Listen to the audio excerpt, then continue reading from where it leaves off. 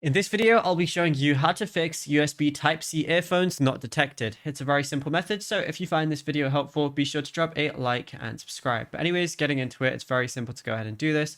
Now, USB-C earphone issues are often caused by USB audio routing conflicts or the lack of DAC chip in the headphones themselves. So what you want to do is go over to your settings application. Then once you're here, go over and scroll down all the way to developer options, which is at the very bottom. Now, what you want to do is find disable USB audio routing. Once you go ahead and find that, all you want to go ahead and do is ensure that this is off. If it's on, that's not something you want. That's why it might not be working. But if you go ahead and disable the USB audio routing, then it should basically be working properly.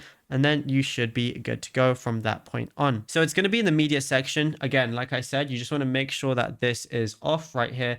And then also you want to find default USB configuration and set it to no data transfer or charging only. This forces the phone to prioritize the audio handshake over any data handshake.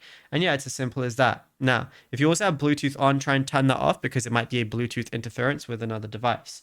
Now, if you found this video helpful, drop a like and subscribe, and check out our other tutorials that we've been posting on the channel as well.